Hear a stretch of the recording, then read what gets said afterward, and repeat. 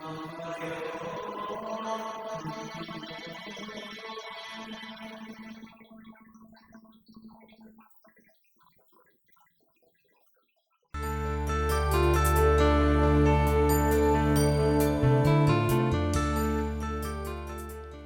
മിശിഹായിക്ക് സ്തുതിയായിരിക്കട്ടെ.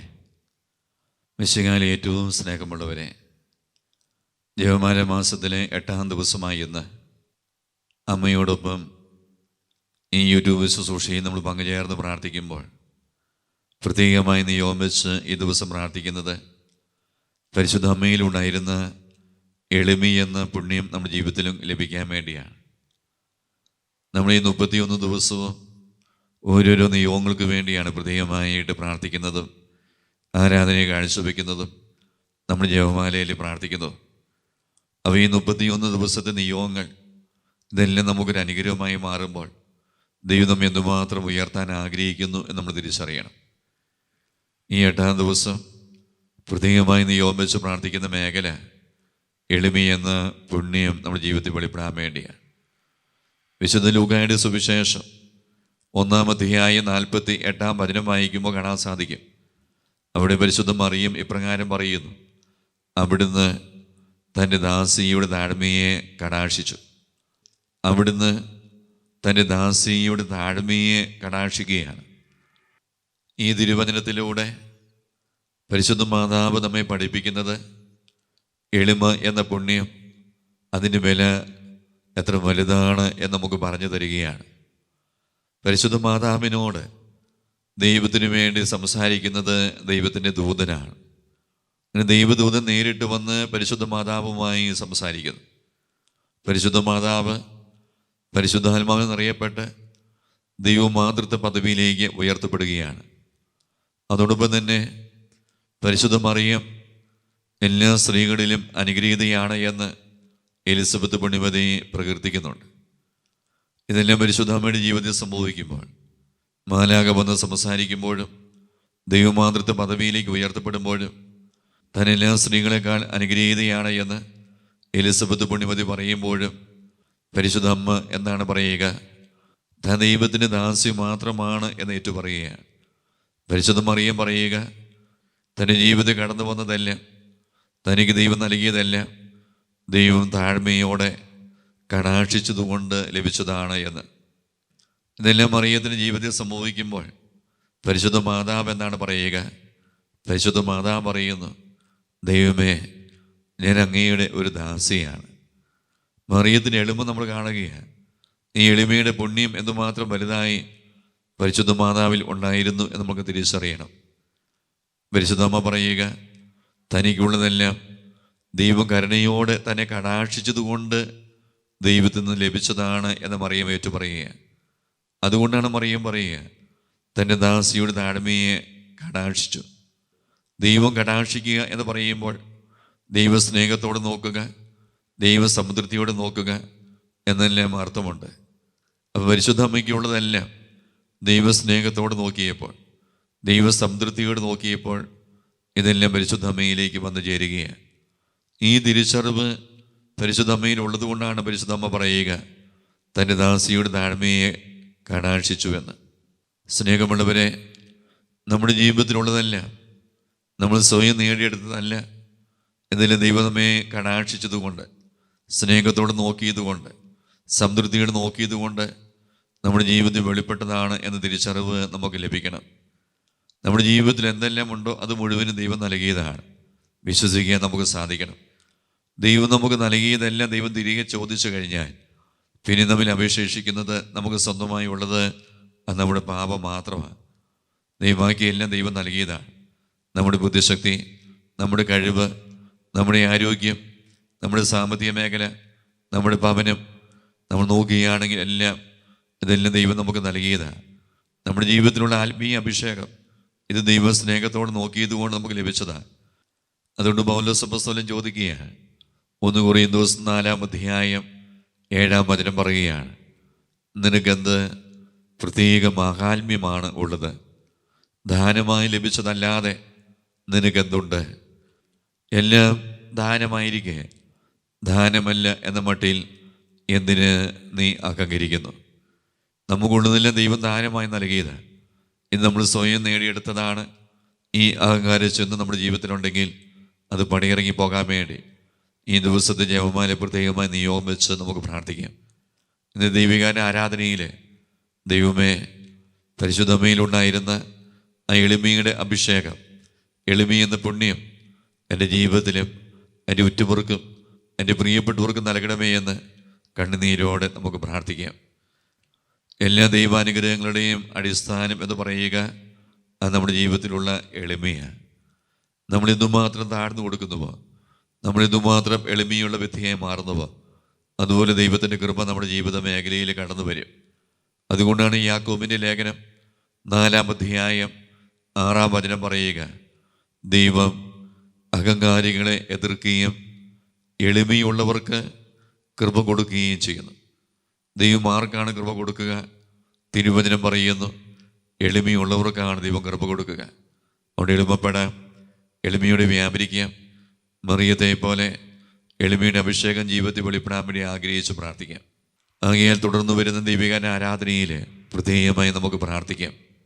ഈശോയെ, എന്നെയും എളിമപ്പെടുത്തണമേ. എളിമയുള്ള ഒരു മകനായി, ഒരു മകളായി മാറാൻ വേണ്ടി ആഗ്രഹിച്ച് ഈശോയെ വിളിച്ച് പ്രാർത്ഥിക്കാം. ഈശോ നമ്മെ അനുഗ്രഹിക്കട്ടെ.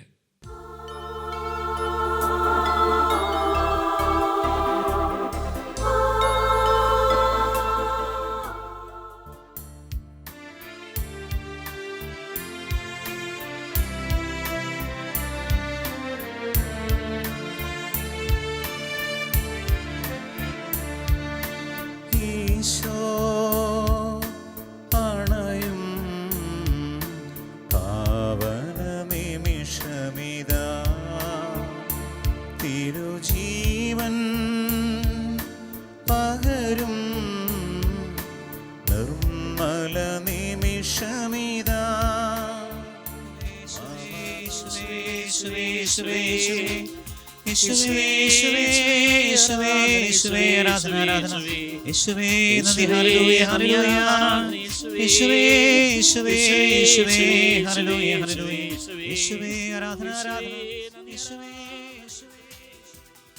തിരുവസരനായ ഈശോയുടെ മുമ്പിൽ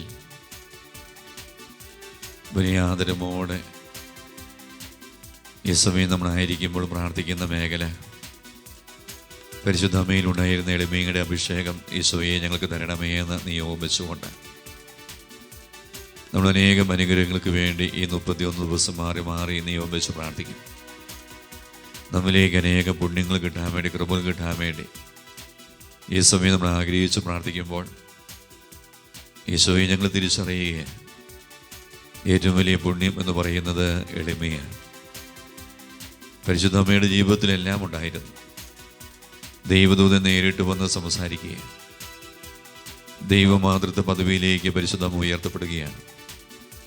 നീയാണ് സ്ത്രീകളിൽ ഏറ്റവും അനുഗ്രഹീത എലിസബത്ത് പുണ്യവതി പ്രകീർത്തിക്കുകയാണ്. ഈ സമയമെല്ലാം പരിശുദ്ധ അമ്മ പറയുക, ഞാൻ വെറും കർത്താവിൻ്റെ ദാസിയാണ്. ഈശോയെന്ന് മാത്രം എളിമയാണ് പരിശുദ്ധ അമ്മയിലുണ്ടായിരുന്നത്. വളരെ നിസ്സാരപ്പെട്ട ഞങ്ങളിലേക്ക് ഈ എളിമയുടെ അഭിഷേകം തരണമേ എന്ന് ഈശോയെ അങ്ങേ വിളിച്ച് കണ്ണുനീരോട് പ്രാർത്ഥിക്കുകയാണ്. പരിശുദ്ധ അമ്മ പറഞ്ഞതുപോലെ അങ്ങയുടെ ദാസൻ, അങ്ങയുടെ ദാസിയായി മാറാൻ ഞങ്ങളും ആഗ്രഹിച്ച് പ്രാർത്ഥിക്കുകയാണ്. വിശുദ്ധ ലൂക്കായുടെ സുവിശേഷം 1-ാം അധ്യായം 48-ാം തിരുവചനം പറയുന്നു, അവിടുന്ന് തന്റെ ദാസിയുടെ താഴ്മയെ കടാക്ഷിച്ചു. താഴ്ന്നു നിൽക്കുന്ന വ്യക്തികളെയാണ് കർത്താവ് കടാക്ഷിക്കുക. അങ്ങയുടെ വ്യക്തികളെയാണ് കർത്താവ് ഉയർത്തുക. നമ്മുടെ ദൈവം ഉയർത്തുന്നത് എളിമപ്പെട്ട് നിൽക്കുന്ന വ്യക്തികളെയാണ്.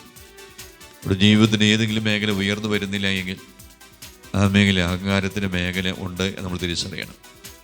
നമ്മൾ താഴ്ന്നു നിൽക്കുമ്പോൾ, ഒന്ന് എളിമപ്പെട്ട് നിൽക്കുമ്പോൾ, യേശുവേ ഞാൻ ആരുമല്ല എന്ന് ഏറ്റു പറയുമ്പോൾ ദൈവമായ കർത്താവിൻ്റെ കടന്നുവരവ് നമ്മുടെ ജീവിതത്തിലുണ്ടാകും. ദൈവം നമ്മെ കടാക്ഷിക്കും. യേശുവേ എന്നെ കടാക്ഷിക്കണമേ എന്ന് പ്രാർത്ഥിക്കുക. എന്നെ ഈ സമയം സ്നേഹത്തോടെ നോക്കണമേ എന്ന് പ്രാർത്ഥിക്കുക. സംതൃപ്തിയോടെ നോക്കണമേ എന്ന് പ്രാർത്ഥിക്കുക. എൻ്റെ പ്രിയപ്പെട്ടവരിൽ അഹങ്കാരത്തിന് മേഖലയുണ്ടെങ്കിൽ കർത്താവെ അവരെയും കടാക്ഷിക്കണമേ എന്ന് പ്രാർത്ഥിക്കുക.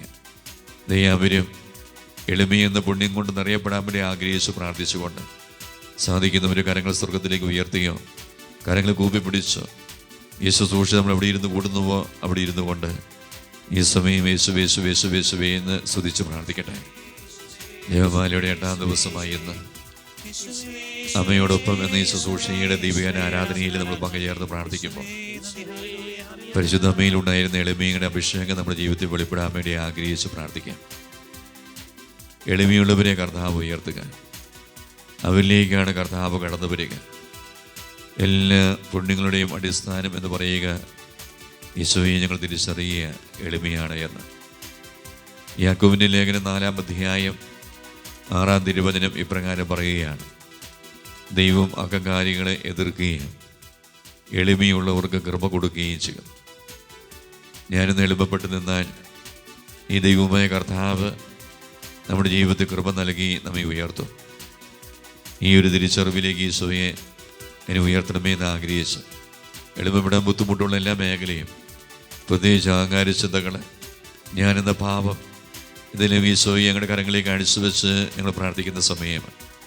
ഈ സമയം നമുക്ക് ചേർത്ത് പാടാം. അഹങ്കാരം പടിയിറങ്ങിപ്പോകാൻ എളിമയുടെ അഭിഷേകം നിറയാൻ വേണ്ടി ചേർത്ത് പാടുകയാണ്. യേശുവിൻ നാമത്തിൽ വിടുതൽ, യേശുവിൻ നാമത്തിൽ സൗഖ്യം, യേശുവിൻ നാമത്തിൽ വിടുതൽ, യേശുവിൻ നാമത്തിൽ സൗഖ്യം, യേശുവിൻ രക്തത്താൽ തിരുക്കുരിശിൻ ചുവട്ടിൽ പാപവും രോഗവും മാറട്ടെ, എന്റെ ബന്ധനവും കെട്ടുകളും അഴിയട്ടെ. പാപവും രോഗവും മാറട്ടെ, എന്റെ ബന്ധനവും കെട്ടുകളും അഴിയട്ടെ.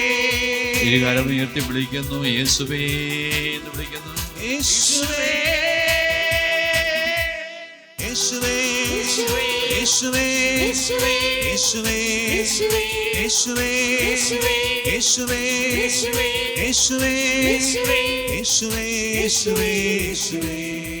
ഈശോ തരുന്ന ആശീർവാദം നമ്മൾ സ്വീകരിക്കുന്ന സമയം സാധിക്കുന്നവരെ മുട്ടുകുത്തി കരങ്ങൾ കൂപ്പി ശിരസ്സ് നമിച്ച് ഈശോ തരുന്ന ആശീർവാദം നമുക്ക് സ്വീകരിക്കാം. ഈ ദൈവിക ആരാധനയ്ക്ക് ശേഷം ഇന്നേ ദിവസത്തെ ജപമാല, ഈ ദിവസത്തെ യോഗത്തിന് വേണ്ടി ചൊല്ലി കാഴ്ചവെച്ച് നമുക്ക് പ്രാർത്ഥിക്കാം. പരിശുദ്ധ ശരീരത്താലും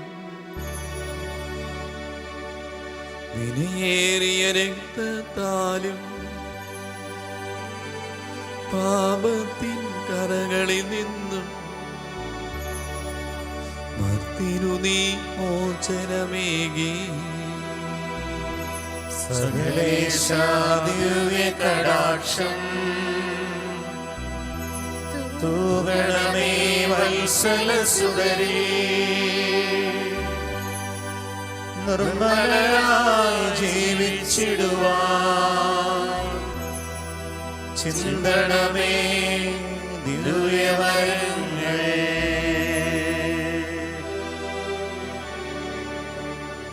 യേശുവേ യേശുവേ യേശുവേ യേശുവേ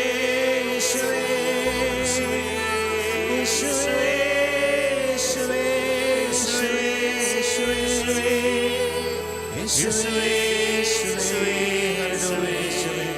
യേശുവേ ആരാധന, യേശുവേ ആരാധന ദൈവമേ, യേശുവേ ഹല്ലേലൂയ, യേശുവേ ആരാധന, യേശുവേ ആരാധന, യേശുവേ ആരാധിക്കുന്നു.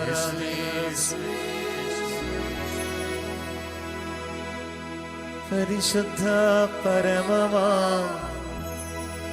ദിവ്യകാരുണ്യമേ, എന്നുമെന്നും അങ്ങേക്കാരാധന. പരിശുദ്ധ പരമമാം ദിവ്യകാരുണ്യമേ,